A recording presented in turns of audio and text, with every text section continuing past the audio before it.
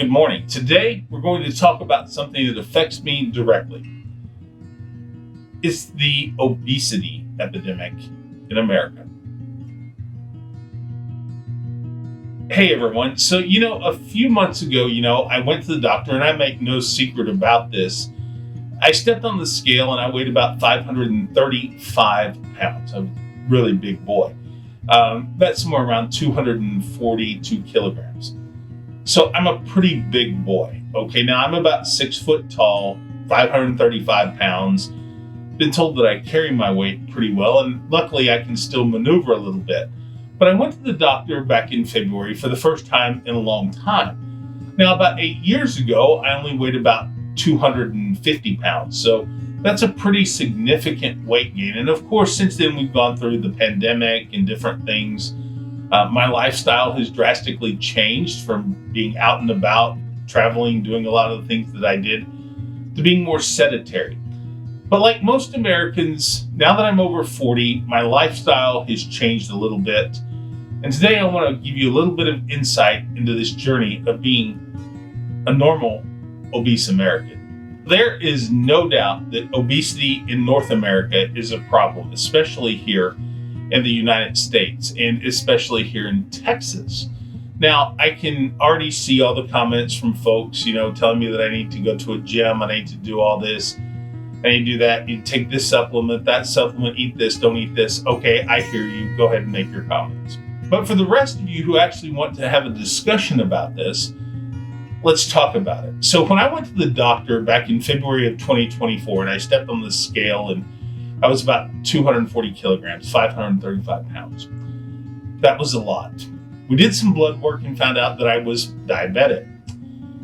I realized that something in my life had to change. Now, as I mentioned earlier, I was about 250, 260 pounds about 8 or 9 years ago.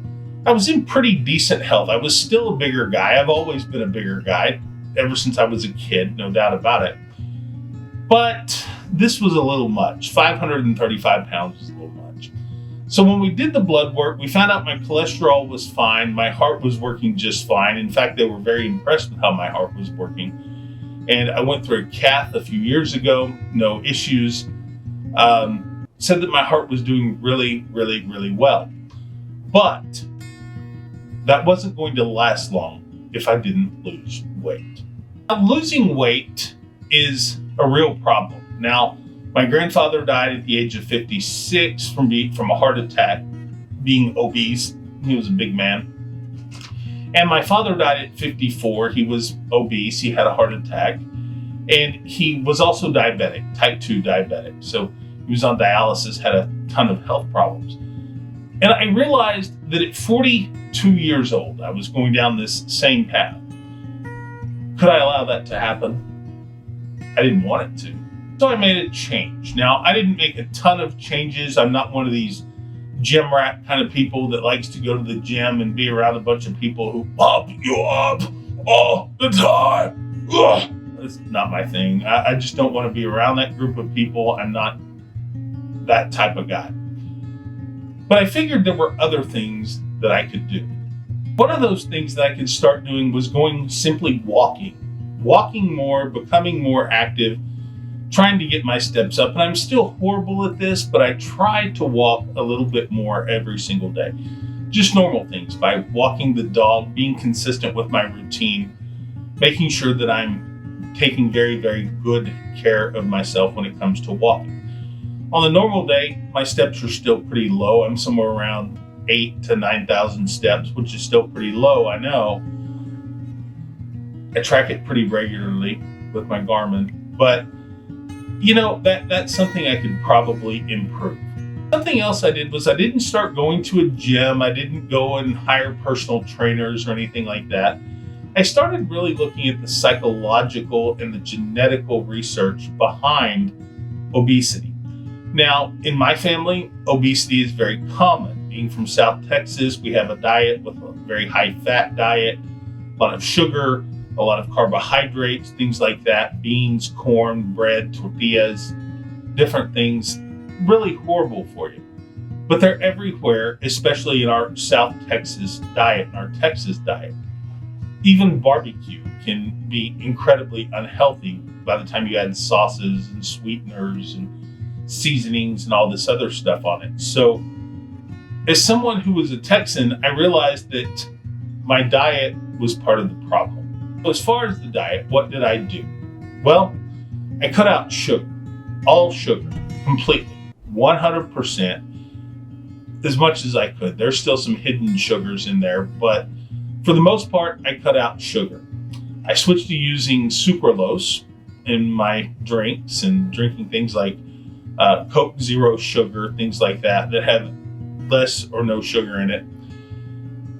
Even though I try to limit my consumption of that too, but I did cut out, for the most part, carbonated drinks other than the occasional Coke no sugar, or Dr. Pepper Zero Sugar, or whatever it is. Tea totally unsweet, things like this.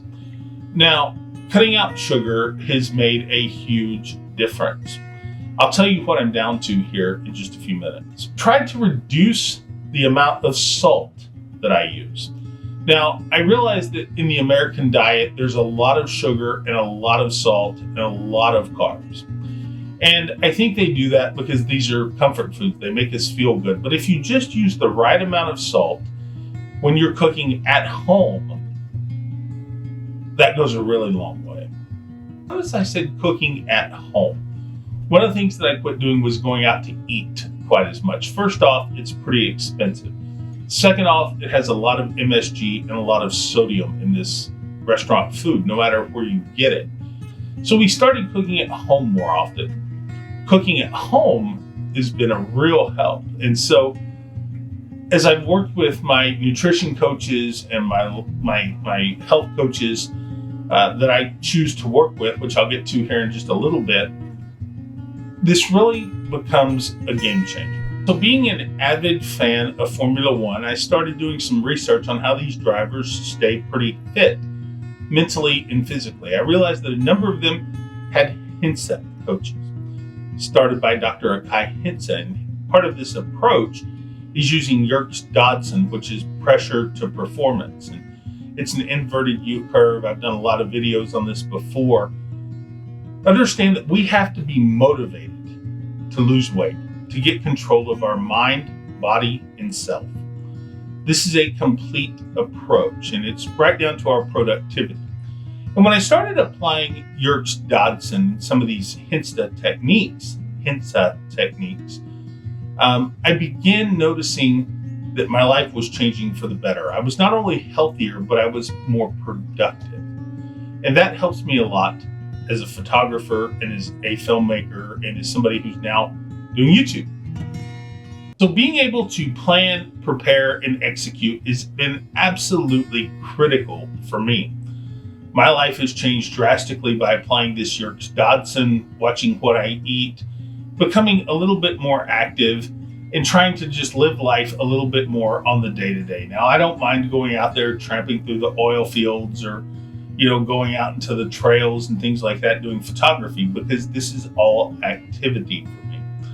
And I also learned to de-stress myself. Now, my wife and I used to be wedding photographers. We still do a few select weddings here and there, but weddings are incredibly stressful for you. And they're incredibly difficult when it comes to timelines. People want things, they want what they want. The wedding industry has become consumerized and less about the art of it and more about the deal of it, right? So we just chose to get out of wedding photography because wedding photography for me is a huge stress. Trying to put together things, trying to make things work, dealing with preparation, the execution. It's a lot. So I went through my life and I started looking for things that I could pull out, things that I could do without. Wedding photography was one of them. So a big part of this, getting control of my health, was reducing the amount of stress that I had in my life. Okay, now a certain amount of stress is good. Too much stress is bad. We want to try to stay at the peak, right? So where there's just enough pressure to help us perform, but not too much pressure to push us over the top. And that puts us into distress, okay? So we want to find this perfect balance at the top of this inverted U curve, because where pressure and performance meet, okay? That's where we want to be. And it also means that we have to live a pretty balanced, basic lifestyle that balances this performance versus expectation, but not getting ourselves too much in distress. This is all really important when it comes to getting your health under control. So initially, when we went into the doctor back in February and I stepped on the scale and I weighed 535 pounds, found out that I was diabetic, the doctor suggested Ozempic. Now, Ozempic is great, but it's also incredibly expensive and in very, very high demand. Like many Americans, my health insurance at the time, Blue Cross Blue Shield, decided that it wasn't for me and it wouldn't work. And that they knew best. You know, the whole defend, object, and deny culture that is so prevalent in the American health insurance industry. So something that would help me lose weight quicker, a medicine, was obviously the optimal idea, help me lose weight quicker.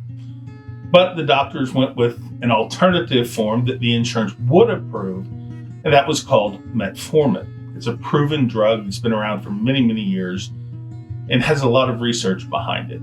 For me, low-dose metformin works fine, okay? But it's not helping me lose as much weight as, say, Ozempic or something like that. And that's okay. Instead of allowing myself to become bitter and mad about this thing, I just kind of come to accept it, that the American health insurance system is a sham. It's the worst thing known to humankind. There's nothing good about it.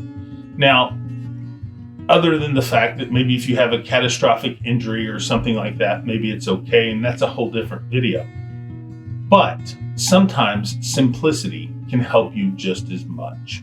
So I've lost almost 100 pounds. I'm more active, and my life is pretty good. My blood sugar is working fine, stays under 100 most days.